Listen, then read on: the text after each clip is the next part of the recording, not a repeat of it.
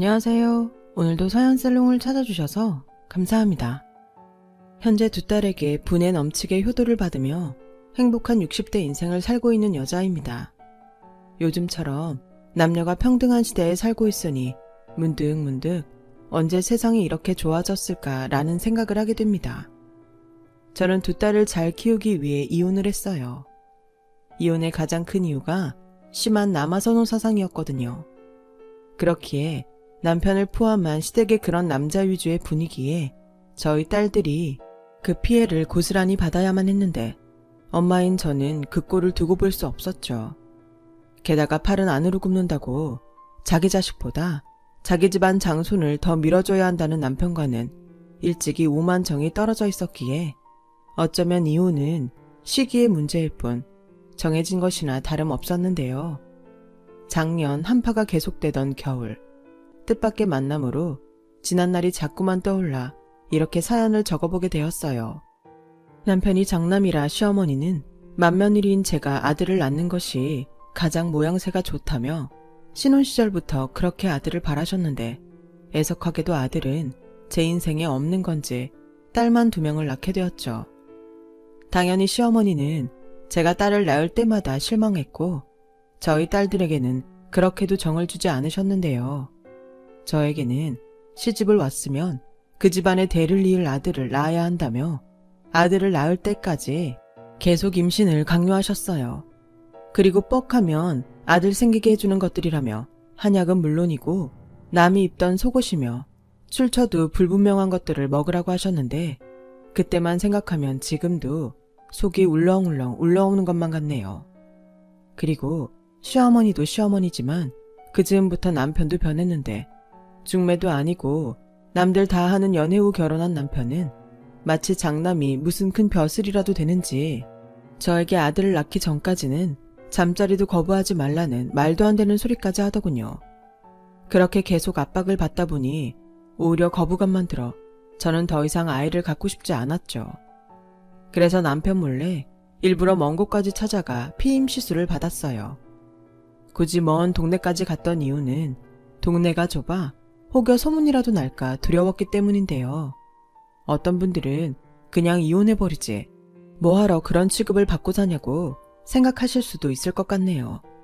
하지만 그때 저는 한심하게도 이혼할 용기가 없었어요.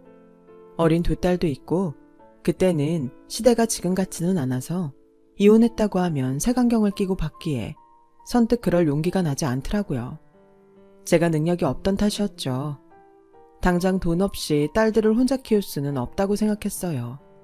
그래서 저는 적어도 딸들이 남편의 도움으로 편히 공부할 수 있을 때까지는 참겠다고 결심했는데 그 역시도 마음처럼은 되지 않았어요. 그러다 저희 둘째 딸이 3살이 되어갈 즈음 남편의 동생인 도련님이 결혼을 했고 동서가 아이를 가지면서 뭔가 분위기가 달라졌는데 동서가 그렇게 남편과 시어머니가 바라던 아들을 출산했어요. 그러자 시어머니는 이제야 당신 한을 풀었다며 눈물까지 흘리셨고 본격적으로 저와 동서를 차별하기 시작하셨는데요. 그네 너 지금 당장 시장 가서 둘째 좋아하는 닭발 좀 사와서 삶아라. 닭발을 집에서 삶아요? 저는 그거 징그러워서 못 만지는데요. 그냥 시장에서 다 된 거 사오면 안 될까요? 뭐가 어쩌고 어째? 징그러워? 네가 그래서 아들을 못 낳는 거야. 닭발이 몸에 얼마나 좋은데 이것저것 가려대니 네가 그 모양인 거야. 그리고 못 만지는 게 어딨어? 오늘부터는 그런 거 없다. 내가 양념하는 건 알려줄 테니 냉큼 사와서 손질해서 삶아라. 어머니, 형님 싫다고 하는데 그러실 필요 없으세요. 제가 참으면 되죠. 참기 네가 왜 참니? 이렇게 떡두꺼비 같은 우리 집 장손을 낳았는데 넌 그냥 여기 오면 편하게 쉬기만 해라. 맏며느리도 못한 우리 집 대를 누가 이었니? 넌 앞으로 제사나 명절 음식도 내가 안 시킬 참이야. 어머니, 그러시면 저 형님한테 미움받아요. 지까지게 감히 누굴 미워해? 그네 너, 내 말 명심해라. 네가 아들을 낳지 않는 한 넌 언제까지나 네 동서를 받들고 살아야 해. 알겠어? 옛날 같았으면 딱 소박감인데 세상 좋아져서 내치지 않은 걸 감사하게 생각해라. 그날 어찌나 어이가 없고 황당한지 저는 아무 말도 하지 못했어요. 물론 동서가 아들을 낳았을 때 분명 이런 일들이 생길 수도 있다고는 예상했는데 막상 현실로 닥치고 보니 화도 나고 자존심도 상해서 견딜 수가 없었죠. 아들 못 낳은 것이 결코 죄가 될 수는 없는 거잖아요. 하지만 시어머니와 남편은 그런 법이 정말로 있기라도 한 것처럼 저를 아들도 못 낳는 죄인 취급을 했어요. 거기에 한술 더 떠서 아들 낳은 동서는 시댁만 오면 더울 땐 시원한 에어컨 밑에서 또 추울 땐 따뜻한 아랫목에서 편하게 쉬라며 대접을 받으니 참 더럽고 치사한데 서럽기까지 했어요. 그러니 당연히 저는 시댁에 가기 싫었고 남편은 그런 저에게 아들도 못 낳았으면서 맏며느리 노릇도 하지 않겠다는 거냐며 뭐라고 했는데요. 이미 그때부터 남편과 저는 심리적으로 이혼 상태나 다름없었던 것 같아요. 다른 이혼한 사람들도 마찬가지겠지만 한때는 사랑했고 그래서 평생 함께 하자고 결혼까지 한 사이인데 이렇게 제가 아들을 낳지 않았다는 이유로 남보다 못한 사이가 되다니 서운한 마음은 점점 억울한 마음으로 바뀌어 가더군요. 그리고 남들은 다 결혼해서 행복하게 잘 사는 것 같은데 저만 불행한 것 같아서 꽤 오랜 시간 우울증을 앓기도 했고 그런 위태위태한 제 모습을 보며 컸던 딸들 역시 아빠를 그다지 좋아하지 않게 되었는데 남편은 그 또한 제 탓이라고 했고 급기야 셋째를 갖지 않겠다는 저에게 자기는 그럼 밖에서 아들을 낳을 수밖에 없다는 망언까지 했으니 더 이상의 결혼 생활은 사실상 의미가 없었어요. 그렇기에 저는 언젠가는 홀로서기를 해야 한다고 생각했고 당장은 딸들에게만 온 신경을 집중했는데 제가 그러면 그럴수록 그 모습에 꼴보기 싫었는지 시어머니는 저와 저희 딸들에게 종종 상처되는 말들을 하곤 했어요. 그깟 기집애들한테 뭘 그렇게 정성이냐. 어차피 시집가면 남의 집사람 되는 아무짝에 쓸모없는 것들이야. 여자는 그냥 얼굴 반반하고 몸매 좋으면 장땡이다. 괜히 머리에 든 것만 많으면 골치 아파. 능력 있는 남자들도 일부러 똑똑한 여자랑은 결혼하지 않는 법이다. 괜히 이것저것 따져대고 말이 많아서 싫대. 아무튼 여자는 남자보다 더 배우고 능력 있으면 안 된다. 옛말에 암탉이 울면 집안이 망한다는 말이 괜히 있겠니? 그러니 엄한 곳에 정성 쏟지 말고 지금이라도 아들을 낳던지. 그게 아니면 우리 장손한테 뭐 하나라도 더 해줄 생각을 해. 뭐? 네가 정교회장이 됐다고? 세상에나. 네가 그렇게 나대고 다니니까 우리 귀한 장손이 네 기에 눌려서 공부를 제대로 못하는 거다. 아휴, 삼신할미도 심보가 고약하지. 이왕 좋은 머리로 주실 거면 거시기도 같이 점지해줬으면 좀 좋아. 이렇듯 시어머니는 자기도 여자이면서 여자는 쓸모없다는 소리를 입에 달고 사셨는데 제가 전생에 무슨 죄를 지었는지 동서가 둘째까지 아들을 낳으면서 저와 저희 딸들은 찬밥도 아닌 쉰밥 신세가 돼버렸어요. 그리고 더 화가 났던 일은 저희 남편이 동서가 아들을 줄줄이 낳자 마치 자기 부인이 동서인 듯 그렇게 동서가 하는 말이라면 끔뻑 죽는 사람이 되었다는 건데 동서는 얄밉게도 그걸 즐기더군요. 재수씨, 요즘 안색이 너무 안 좋은 것 같은데 제가 보약이라도 한 제 지어줄까요? 아니에요, 아주버님. 요즘 살림하랴 남자애 둘보랴 너무 힘들어서 그래요. 아, 역시 사내 아이들이라 힘들죠? 당신 내일부터 재수씨네 가서 집안일이랑 애들 보는 것 좀 도와. 내가 왜? 못 들었어. 재수씨가 힘들다고 하잖아. 저러다 쓰러지기라도 하면 어떡해. 가만 보니까 준이 낳고 재수씨 잘 먹지도 못하는 것 같은데 당신이 가서 미역국도 새로 끓여주고 애도 좀 봐줘. 그리고 간 김에 청소도 좀 해주고 와. 그러면 재수씨가 좀 편하지 않겠어? 그러니까 당신은 지금 나보고 내일부터 동서 수발 들고 오라는 거야? 동서 힘들어서? 그럼 안 돼. 한 가족이잖아. 게다가 우리 집 대를 이을 아들을 둘이나 낳았고 당신이 못하는 걸 대신해준 사람인데 그 정도도 못해? 난 못해. 아니, 안 해. 정 그렇게 동서가 안쓰러우면 당신이 가서 해. 누가 보면 동서가 당신 아들 낳은 줄 알겠다. 형님, 무슨 말씀을 그렇게 하세요. 아주버님, 저 괜찮아요. 남자애들이라 좀 힘들긴 하지만 나중엔 크면 대도 있고 효도도 하겠죠. 질투였을까요? 아니면 좋아하지도 않는 동서 수발을 들라고 했던 말에 화가 났을까요? 아무튼 그 일로 저와 남편은 크게 싸웠고 그날부터 각방을 쓰게 되었는데 남편은 적반하장으로 그때부터 대놓고 외도를 하기 시작했어요. 자기가 바람을 피는 건 전부 제 탓이고 그게 싫으면 아들을 낳으라는 억지를 쓰면서요. 그래서 그 후부터는 저는 남편을 남편으로 보지 않았어요. 저와 아이들의 생활에 지장을 주지 않으면 밖에서 무슨 짓을 하고 다녀도 그대로 내버려 뒀죠. 그리고 그때부터는 시어머니와 남편이 뭐라고 하던 시댁에는 거의 가지 않았어요. 어차피 동서와 차별받으며 하고 싶지 않은 일들을 시킬 것이 뻔했고 아들 둘을 등에 업고 여우짓을 하는 동서도 싫었으니까요. 그러자 시어머니는 그런 저의 행동을 못마땅하게 생각하셨고 그러다 당신 성질에 한 번씩 저희 집에 쳐들어와 역정을 내시곤 했는데 그것도 그냥 한쪽 귀로 듣고 흘려버렸죠. 물론 처음부터 그게 가능하진 않았어요. 저도 억울한 마음에 시어머니가 역정을 내시면 같이 큰 소리를 내기도 했었으니까요. 하지만 지나고 보니 그게 다 아무짝에 쓸모없는 짓이더군요. 그 후로는 그마저도 하고 싶지 않아지더니 이윽고 시어머니가 악을 쓰고 소리를 질러도 아무렇지 않은 사람이 되어 있었어요. 결국 시어머니는 저에게 두 손 두 발을 모두 들었다는 듯 계속 그렇게 살 거면 저에게 남편과 이혼하라고 하셨고 남편 역시 자기는 이혼하면 처녀장가를 가서 그제야 못한 장남 노릇을 할 거라며 이혼 서류를 제 앞에 내밀었는데 그동안 마음고생하며 산 세월이 있으니 위자료와 아이들 양육비를 주면 기꺼이 이혼을 해주겠다고 하니 그 돈은 또 아까운지 그럼 계속 그렇게 살라고 하더군요. 그렇게 시간이 제법 흘렀어요. 남편은 치사하게 생활비도 주지 않으려 했고 저는 그때부턴 제 손으로 돈을 벌기 시작했는데 막상 제 손으로 돈을 버니 사실상 정말 남편이 필요 없다는 생각이 들었죠. 그래서 한때는 이혼 소송을 하려고도 했어요.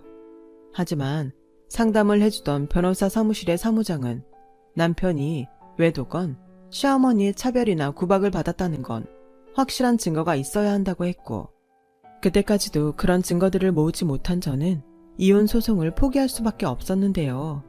그렇게 시간을 보내면서 남편과 저는 누가 먼저 이혼을 해줄지를 놓고 줄다리기를 하는 듯 팽팽한 기싸움을 이어갔어요.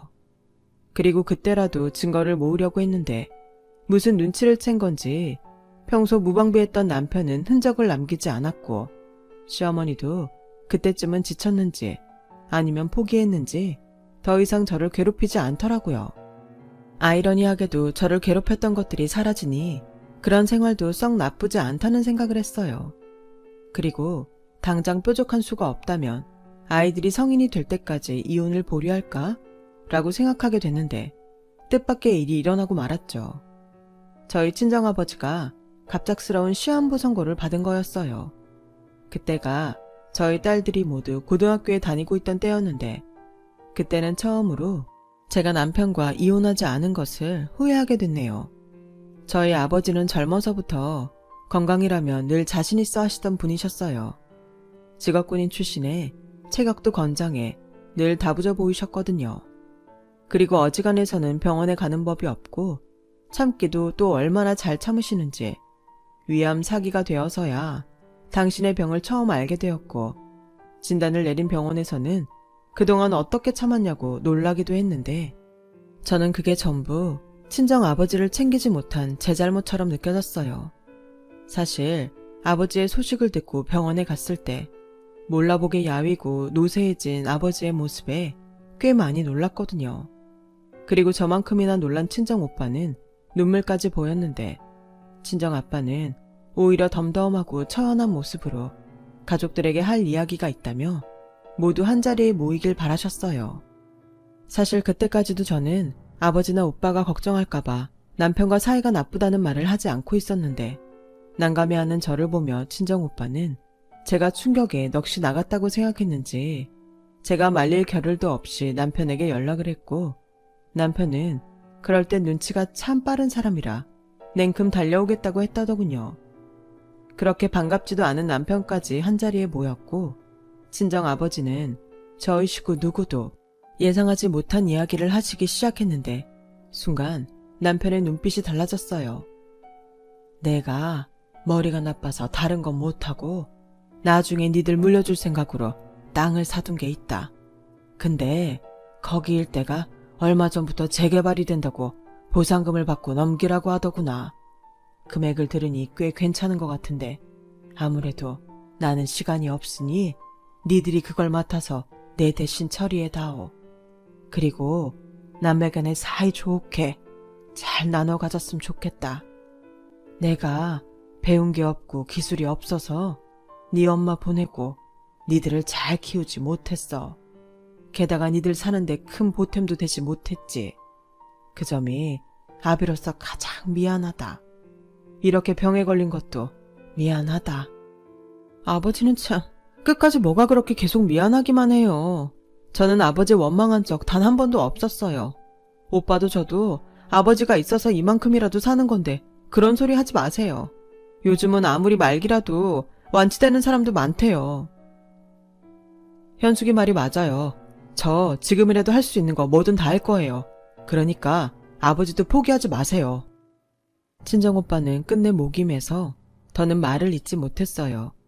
그런 가운데 남편이라는 놈은 무슨 계산이라도 해보는 건지 눈동자가 바빠 보였고 불안했던 저의 예감은 꼬박 하루가 지나 현실이 되고 말았어요.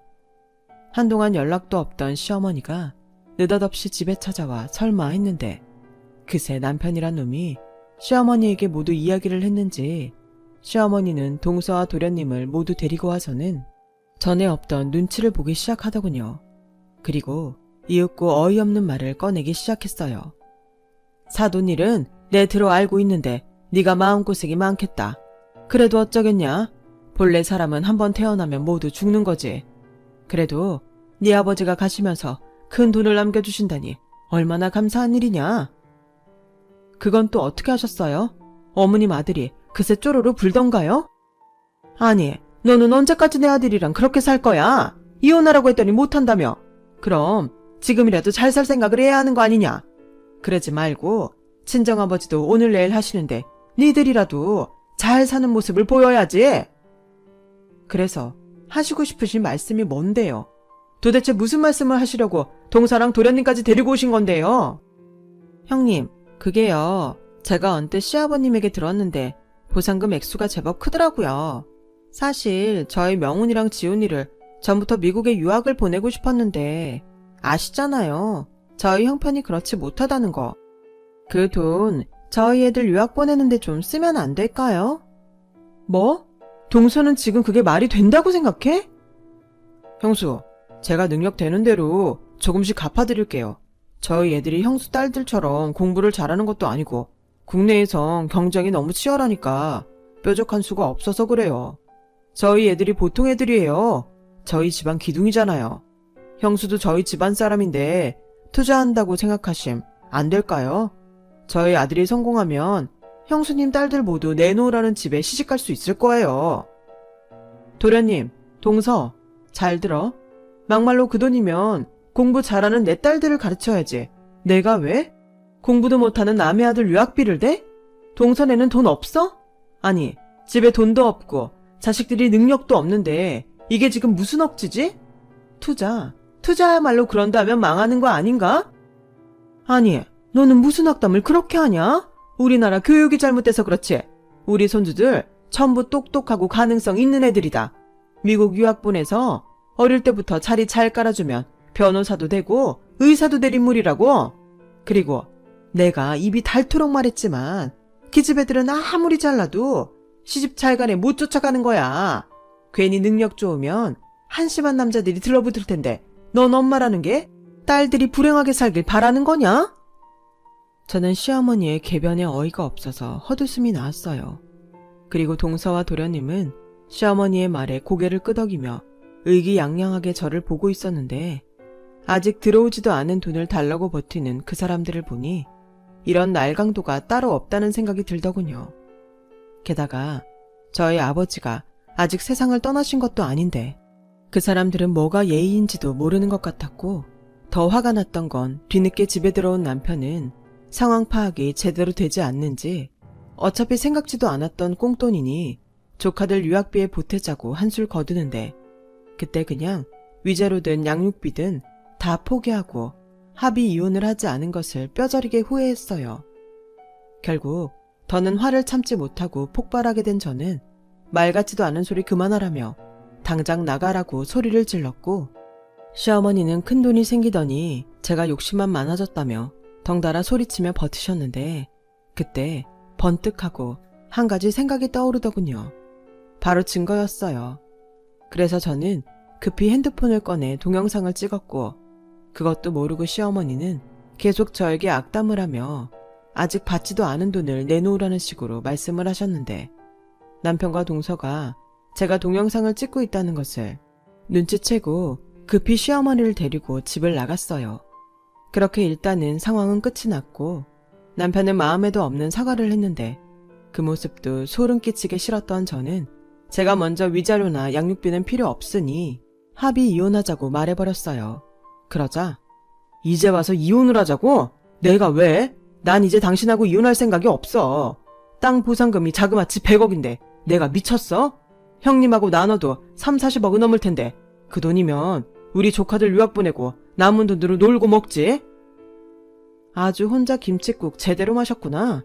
그리고 내가 정말 답답해서 묻는 건데 당신은 당신 조카가 당신 딸보다 더 우선이야? 아들이라서?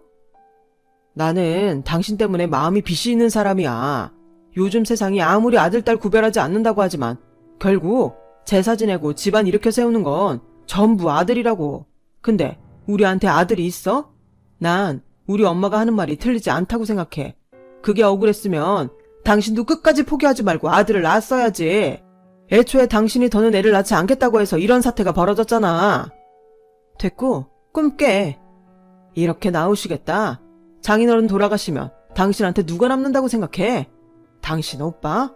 당신 오빠도 돈 받으면 더 이상 당신이랑 엮이고 싶지 않을걸? 아니지. 어쩌면 자기가 아들이니 그 돈도 나눠 갖는 거 아깝다고 생각하지 않을까? 뭐 눈에 뭐만 보인다고 우리 오빠가 당신 같은 줄 아니? 그리고 우리 아버지 아직 살아 계셔. 당신 입에서 그런 말 나오는 거 나 굉장히 불쾌해. 눈치챘겠지만 나 아까 동영상 찍었고 계속 이렇게 자극하면 이번엔 정말 이혼 소송할 거니까 어디 계속 해봐. 남편은 그제야 나불거리던 입을 꾹 다물었어요. 그리고 저는 남편과 더는 아무 말도 섞고 싶지 않았는데 한 가지는 분명하게 알 수 있었어요. 보상금을 떠나서 이런 인간들과는 계속 함께하는 건 저희 딸들에게 결코 좋을 일이 없다는 것을요. 사실 그동안 저는 한심하게도 이혼 과정에서 지나면 딸들이 불이익을 당할 수도 있다는 생각을 하고 있었어요. 네, 멍청한 생각이었죠. 그래서 저는 그때부터 아이들을 위해서라도 하루라도 빨리 이혼을 하기로 결심했고 이혼을 준비하는 중 끝내 저희 아버지는 세상을 떠나고 마셨어요.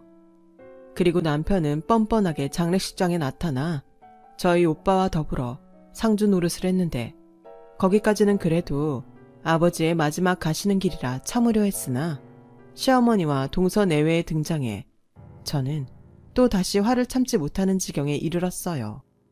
글쎄 조문을 하러 온 시어머니가 다짜고짜 저희 아버지 영정사진 앞에서 오열을 하며 저를 비난하기 시작했고 동서는 그런 시어머니를 보며 피식피식 웃고 있는데 그만 이성의 끈이 끊어지고 말았죠. 사돈이 괜한 짓을 하시는 바람에 저희 집안이 아주 난리가 났습니다. 세상에 딸을 어떻게 키우신 거예요? 돈 생겼다고 이제는 제 아들한테 이혼하자고 한답니다. 제 아들이 무슨 죄가 있습니까? 지금도 사돈 가시는데 저렇게 상복 입고 일하고 있지 않습니까? 내 아들만 불쌍하지. 남들 다 있는 아들도 없고 마누라는 돈 생겼다고 이혼이나 하자고 하니 이게 다 사돈 탓입니다. 지금 뭐 하시는 거예요?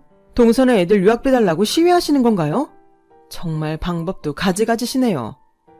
너도 네 아버지 장래 망치고 싶지 않으면 적당히 해. 어디 감히 이혼을 하재? 내 아들이 널 놓아줄 성 싶으냐? 지금이라도 내가 하자는 대로 한다고 하면 내 한 번은 봐주마. 봐주지 마세요 그냥. 제가 미쳤어요? 저희 아버지가 남겨주신 돈으로 동선에 애들 유학 보내주게? 당장 나가세요. 안 그러면 이번엔 경찰에 신고할 거예요. 신고? 나도 조의금 내고 정식으로 들어온 사람이야. 너 정말 사람들 보는 앞에서 머리채 뜯기고 망신 한번 당해볼래? 그래요? 조의금을 내셨어요? 그럼 그 돈은 제가 돌려드릴게요. 그럼 되죠? 저는 흥분한 나머지 많은 사람들이 보고 있다는 것도 잊은 채 조의금 함에서 시어머니가 냈다는 조의금 봉투를 찾았어요.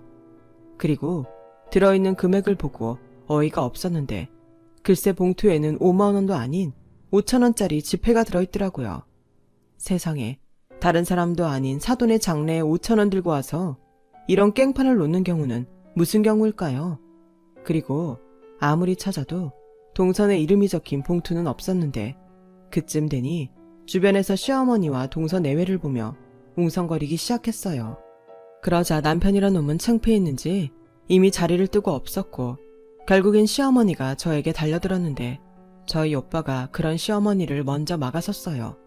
아주 화가 단단히 난 얼굴로요. 당장 저희 아버지 장례식에서 나가시죠. 저는 여태 제 동생이 이렇게 사는지 몰랐네요. 진작에 알았다면 당신 아들 내가 가만두지 않았을 텐데 좋게 얘기할 때 나가세요.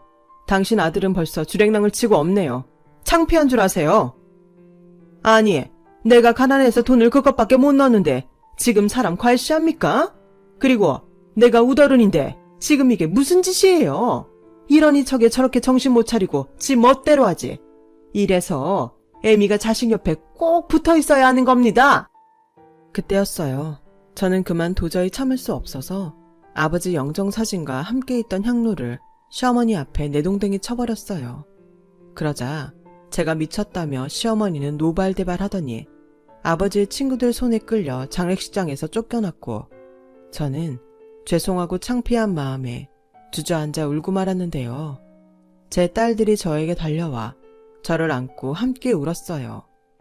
그리고 빈소와는 무거운 침문만이 남았는데요.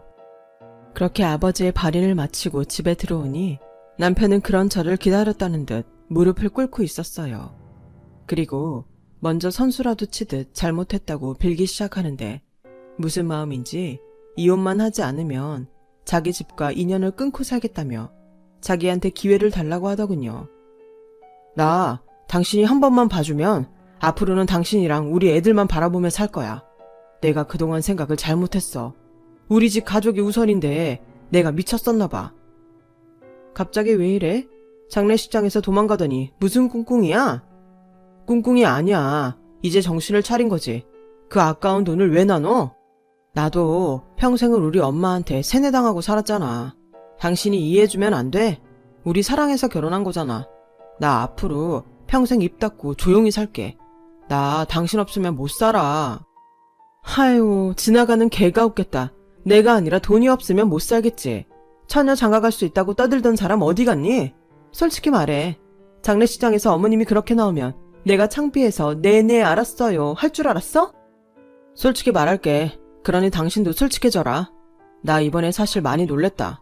당신이 그 보상금 생기기 전엔 그렇게까지 하는 사람은 아니었잖아. 당신은 아니라고 해도 당신 변했어. 하지만 난 그것도 존중해. 몇십억이 생겼는데 당연히 그럴 수 있지. 당신은 끝까지 당신 보고 싶은 대로만 보는구나. 이제 뭐 상관없어. 당신이 나를 어떻게 보건 난 당신이랑 더는 살고 싶지 않다는 건 명확하니까. 그러니까 순순하게 이혼을 하던지 아니면 소송할 테니까 그런 줄 알아. 좋아. 내가 합의 이혼해줄 테니까 그럼 내 몫으로 딱 20억만 줘. 나도 뭐 남는 게 있어야지. 저는 장사하듯 자기 이익을 따지는 남편을 보고 더는 아무 말도 하지 않았어요. 다 부질없다는 걸 알았으니까요. 그리고 그 순간 제가 집에 왔다는 걸 알았는지 시어머니가 잔뜩 화가 나서는 집안에 들이닥쳤고 곧장 제 머리채를 휘어잡았는데 그때였죠. 사실 이런 일이 있을 것 같아서 딸들을 집에 데려오지 않았거든요. 그런데 딸들은 제가 걱정이 됐는지 집으로 왔고 제가 할머니한테 머리채를 잡혀있으니 딸들이 달려와 자기 할머니를 저에게서 떼어놓았어요. 그러자 이 쓸모없는 기집년들, 니들 성이 누구 성이야? 편을 들려거든 아빠 편을 들어야지. 성도 다른 엄마 편을 들어? 할머니도 다른 성이잖아요. 할머니는 왜 그렇게 우리 엄마를 못 잡아먹어서 안달이세요? 저희도 다 알아요. 할머니도 같은 여자면서 왜 그렇게 저희들이 싫으세요? 딸이라서요? 그래, 니들 같은 기집년들은 하나 소용이 없단 말이야. 가만 보니까 딸년들도 다 지엠이 닮았네. 이러니 우리 귀한 장손이 길을 못 폈던 거라고. 제발 그만하세요. 그렇게 귀하고 소중한 장손 끼고 사시라고요. 저한테 돈 달라고 하지 마시고 집을 팔던 밭을 팔던 어머님이 뒷바라지 하세요. 저는 이 사람이랑 더는 못 사니까. 뭐야? 그래. 오늘 아주 너 죽고 나 죽자. 참 창피한 말이지만 그날 저희 집은 난리가 나도 아주 큰 난리가 났어요. 시어머니가 주방으로 가더니 그릇이며 접시들을 모조리 깨버리며 공포 분위기를 한껏 조성하기까지 했으니까요. 그러자 첫째 아이가 경찰에 신고를 했고 신고를 받고 출동한 경찰들에 의해서 상황은 종료가 됐는데 이 모든 것이 저에게 명백한 증거가 되었으니 이혼 소송은 아주 순조롭게 진행이 되었어요. 결국 남편은 저에게 돈을 뜯어내고 싶었지만 거꾸로 저에게 위자료와 아이들 양육비로 5천만 원을 줘야 하는 상황이 되었죠. 시어머니는 판결이 잘못됐다며 법정에서도 난리를 피우셨는데 평소 고혈압을 앓고 있던 터라 그날은 결국 쓰러지고 말더군요. 그 후 저는 2번 다시 그들을 보지 않았어요. 남편이 가끔 아이들이 보고 싶다며 찾아오긴 했지만 문을 열어주지 않았고 살던 집을 팔아 저는 판결대로 위자료를 챙겼는데 남편은 돈도 많으면서 어떻게 그럴 수 있냐며 방방 뛰었지만 제가 그럴 때마다 경찰에 신고하고 친정 오빠네 근처로 이사를 가면서 저와 아이들 핸드폰 번호를 모두 바꿔버리니 그제야 긴 전쟁이 끝나고 평화가 찾아왔어요. 참 오래 걸렸죠. 모든 것이 끝났을 땐 저는 너무 지쳐서 한동안은 아무것도 하지 못했는데 그런 저에게 2딸은 희망이자 버팀목이었어요. 그리고 그 후 딸들은 각각 유명한 명문대 의대와 법대에 들어갔고 저 역시 하도 겪었던 서러움이 많았기에 딸들의 의사를 물어 유학을 보냈고 저도 새로운 2번째 인생을 살아가기 위해 여러 도전을 시도했습니다. 그렇게 5년이란 시간을 노력한 끝에 저는 화훼 장식 기능사 자격증을 취득해 작지만 아기자기한 꽃집을 차리게 되었어요. 평소 꽃이나 화초를 좋아했는데 남편과 사이가 나빠지면서 제가 그런 것을 좋아했다는 것도 잊고 지냈더라고요. 하지만 좋아하는 것과 잘하는 것은 차이가 있다고 처음 꽃집을 차렸을 땐 시행착오가 참 많았어요. 하지만 자신의 목표를 위해 노력하는 딸들의 본보기가 되고 싶었던 저는 포기하지 않고 열심히 공부했고 그렇게 조금씩 제 가게를 운영해 나갔는데 제 나이 60을 넘기면서 마침내 저도 아이들도 멋지게 자기 몫을 할 수 있는 사람이 되었어요. 큰애는 국제 변호사가 되어 미국에 남았고 둘째는 병원들끼리 서로 자기 병원으로 오라며 경쟁을 벌이는 의사가 되었으니 저는 더는 바랄 것이 없는 가장 행복한 사람이 될 수 있었죠. 하지만 사람의 인연이란 게 어찌나 지독한지 작년 원하지 않았던 남편과 시어머니를 만나는 일이 있었어요. 그때가 제가 작은 딸이 근무하는 병원에 들렀던 날이었는데 휠체어에 탄 시어머니를 끌고 이제 몰라볼 정도로 늙어버린 전 남편이 병원 로비에 서 있더라고요. 그리고 전 남편이 먼저 저를 알아봤는지 저에게 다가왔고 저는 처음엔 누군지 몰라 의아해하다 시어머니의 모습을 보고 섬찟 놀랐는데 어쩐지 시어머니는 저를 못 알아보는 것 같았어요. 저기 맞지? 당신은 어째 얼굴이 더 좋아졌네? 많이 놀랐지? 실은 어머니가 치매가 왔어. 저는 남편의 말에도 마땅한 말이 떠오르지 않았어요. 그런데 그 순간 로비로 둘째 딸이 저를 만나러 왔고 저는 다급하게 오지 말라고 손을 내저었는데 평소 눈치가 빨랐던 둘째 딸이 상황을 짐작했다는 듯 저에게 달려왔어요. 그리고 너무나 변해버린 자기 아빠와 할머니를 보고 저처럼 놀란 얼굴이었는데 남편이 먼저 의사 가운을 입고 있는 딸을 보더니 민망한 듯 웃더군요. 우리 딸 의사가 됐구나. 아빠야. 나 알아보겠니? 언니는 여기 없니? 아빠는 무슨? 우리는 갈 테니까 당신은 당신 일 보고 가요. 정은아, 가자. 저기 잠깐만. 내가 그때는 정말 미안했어.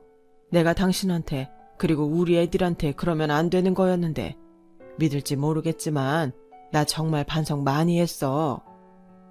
그래서 뭐요? 이제 와서 그런 말 한들 무슨 소용인데? 왜? 우리 애 의사 된 거 보니 또 꿍꿍이가 생겨? 그런 거 아니야. 나 어머니 치매 걸리고 내가 인생을 잘못 살았다는 걸 깨달았어. 그냥 진심으로 사과하고 싶어서 그래. 당신이랑 살던 때가 좋았는데 그땐 미련하게 그걸 몰랐어. 그때였어요. 제 또래의 여자가 씩씩거리며 남편한테 다가가는데 한눈에 봐도 남편이 재혼했다는 사실을 알 수 있었죠. 그런데 여기 있으면 어떡해? 내가 얼마나 찾았는지 알아? 나는 당신이 여기 있으라고 한 줄 알고. 바보야? 진료 끝났으면 주차장으로 가야지. 왜 로비에 있어? 내가 주차장에서 당신을 얼마나 기다린 줄 알아? 그리고 병원비가 이번에 또 얼마나 나온 줄 아냐고. 알았어. 집에 가서 얘기하자. 아우 지긋지긋해. 내가 저 할망구가 치매에 걸릴 줄 알았으면 재혼하지 않는 건데 이렇게 놓친 애 똥기저귀 갈고 살 줄 누가 알았겠냐고. 당신 딸들을 뭐해? 내가 좀 찾아보라고 했잖아. 헤어진 지가 언젠데 뭘 찾아. 원래 헤어졌어도 당신 자식 아니야? 걔들 공부 좀 잘했다고 하지 않았어? 혹시 알아? 어디서 의사나 변호사 같은 거 됐을 수도 있잖아. 좀 찾아서 도와달라고 해. 지금 우리 빚이 얼만 줄 알기나 해? 아니, 그걸 왜 애들한테 도움을 받아? 그러지 말고 가자고. 그야 당신 자식이고 이 놓친 내 손녀잖아. 그럼 좀 도울 수도 있지. 그러게, 당신이 그 헤어진 여편네한테 돈이라도 잘 뜯어냈으면 우리가 이러고 살겠어? 동생이는 도망가고 하나밖에 없는 아들은 사고치고 깜빵에 나가 있으니 내 팔자가 이게 뭐냐고. 그만해. 여기서 신세한탄한다고 뭐 달라져? 뭐야? 왜 당신이 나한테 화를 내? 당신이 지금 그럴 자격이 있어? 지금 화병 걸리게 생긴 사람이 누군데 이래? 내가 정말 갈 데만 있어도 당신이랑 안 산다. 알기나 해? 잠깐만, 이게 지금 무슨 냄새야? 어머니, 지금 여기서 큰 걸 보신 거예요? 나 참, 치매에 걸리면 다 이런 거야. 내가 못 살아. 난 모르니까 당신이 해결하고 와. 네, 저는 분명히 봤어요. 저보다도 저희 딸 앞에서 창피해하던 남편의 모습을요. 그리고 도망치듯 휠체어를 끌고 자리를 떠났는데 저도 그렇고 저희 딸도 아무 말도 하지 못했어요. 참 미워하던 사람들이었는데 그 사람들의 불행한 모습을 보니 통쾌하다기보다 어쩐지 마음이 무겁더군요. 고작 그렇게 살 걸 왜 그렇게 악독하게 굴었는지 저들 인생도 불쌍하다는 생각이 들었어요. 그리고 어쩌면 남편이 또다시 딸과 만날 수도 있다고 생각하니 좀 불안해지긴 했지만 그 역시도 이제는 성인이 된 딸의 몫인 것 같아 저는 애써 아무 말도 하지 않았네요. 인생이란 게 60을 넘게 살다 보니 복잡해 보여도 참 단순한 것 같아요. 욕심내지 않고 주어진 것에 감사하면 적어도 불행해지지는 않을 텐데 지나친 욕심이 화를 부른다는 그 말이 새삼 맞는 말이라는 생각이 듭니다. 저는 앞으로 제 딸들과 함께 현재에 만족하며 좋은 것을 많은 사람들에게 베풀 수 있는 인생을 살고 싶은 꿈이 있어요. 이왕 내는 욕심이라면 모두가 행복해질 수 있는 욕심을 한껏 부려보려 합니다. 지금까지 저의 이야기 들어주셔서 대단히 고맙습니다. 항상 건강하시고 행복하시길 진심으로 바랄게요. 여러분, 사연 댓글에 응원과 현명한 조언 부탁드려요. 좋아요와 구독은 저에게 큰 힘이 됩니다. 오늘도 좋은 일 가득하세요.